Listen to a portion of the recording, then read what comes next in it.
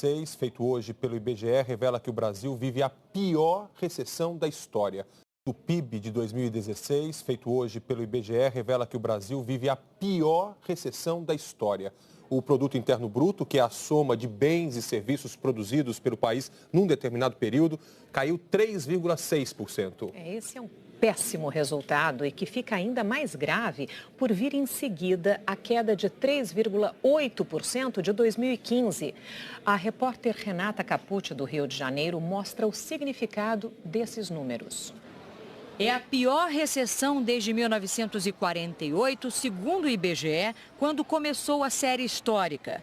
2016 foi o segundo ano seguido de queda do Produto Interno Bruto do país, que tinha encolhido 3,8% em 2015. É a primeira vez em quase 70 anos que a economia brasileira tem dois resultados negativos anuais. O que chamou a atenção dos pesquisadores do IBGE é que este não é somente o pior momento da economia brasileira na história do país, mas é que a crise se espalhou por todos os setores. Nenhum escapou. Todos os números são negativos. Na agropecuária, na indústria, nos serviços, no consumo do governo, no consumo das famílias e nos investimentos. A gente está tendo queda do PIB desde o segundo semestre de 2014. Então, desde o segundo semestre de 2014 até o final de 2016, a gente tem apresentado quedas sucessivas no PIB. Isso fez com que o patamar do PIB voltasse ao mesmo patamar que a gente tinha do final de 2010. Tá? Então, a gente voltou, né, à mesma renda gerada que a gente tinha no final de 2010. Então, realmente, é como se esses últimos períodos tivessem anulado os crescimentos que a gente teve lá em 2011, 2012, 2013. Esta economista compara a atual crise com o Brasil do fim dos anos 80 e início da década de 90. Agora são 11 trimestres de recessão, empatando com o que vivemos entre o terceiro trimestre de 1989 e o primeiro trimestre de 1992. Foram quase 3 anos de recessão e o consumidor sentiu no bolso. Os preços dos produtos foram nas alturas e corredores dos supermercados ficavam vazios. Nas indústrias, a produção foi reduzida, empresários trabalhavam no vermelho, a inflação estava em alta, os salários não tinham reajustes e o desemprego crescia. Apesar de ser uma recessão hoje, né, num momento que a economia brasileira está muito melhor do ponto de vista macroeconômico comparado aos anos 80, com um estado de bem-estar, né, muito mais estruturado quando a gente compara com os anos 80, eu diria que a queda nesse momento é uma queda muito maior, no sentido que você viveu um período de boom muito forte e agora é um Estado que está falido, né, que vai ter que passar por reformas estruturais muito grandes e a gente não sabe ainda a capacidade de retomada do crescimento econômico. Para os economistas, a retomada agora em 2017 deve ser lenta. O governo, as empresas e as famílias estão endividados e a taxa de desemprego é muito alta. Acho que daqui para frente a gente ainda pode verificar alguma piora em termos de PIB, em termos até de emprego, mas acredito que ao longo desse ano a gente volte a crescer e imagino eu que no final do ano o emprego também volte a reagir. Entre os novos dados do PIB, um raro número positivo chama a atenção. A agropecuária teve, de fato, um desempenho muito ruim na conta do ano todo, né? Na conta final, mas considerando só o último trimestre, foi o único setor que cresceu. A repórter Larissa Castro, de Ribeirão Preto, mostra os sinais de recuperação do campo. Na oficina de máquinas agrícolas quase não tem movimento porque já passou a fase em que o serviço de manutenção era o mais procurado. O produtor rural vinha com as contas apertadas, tanto que no PIB de 2016 a queda foi brutal, menos 6,6%. Mas no finalzinho do ano a coisa começou a mudar. A gente foi surpreendido no final do ano com grandes grupos fazendo compras muito volumosas, que não acontecia há 3, 4, às vezes 5 anos. Os últimos negócios dessa empresa são um exemplo do resultado mais recente da agropecuária. O setor saiu do negativo e cresceu 1% no último trimestre do ano passado. Um aumento ainda tímido, mas que representa uma recuperação. E é muito melhor do que o desempenho da indústria e dos serviços, que fecharam o ano no negativo. Nos 3 últimos meses do ano, a indústria recuou 0,7% e os serviços 0,8%. Para o agronegócio, o clima mudou em vários sentidos. Toda a indecisão do ano 2015 acabou impactando de maneira muito direta. A gente teve um dólar alto, a gente teve uma ausência de investimento que foi feito pelo produtor no passado, associado também aí com uma situação de clima, que quando você coloca baixo investimento associado com problema climático, você tem um resultado negativo que foi apresentado agora no PIB do agronegócio, negativo em 6,6%. João confirma as previsões para 2017. Espera um crescimento de vendas de pelo menos 10%.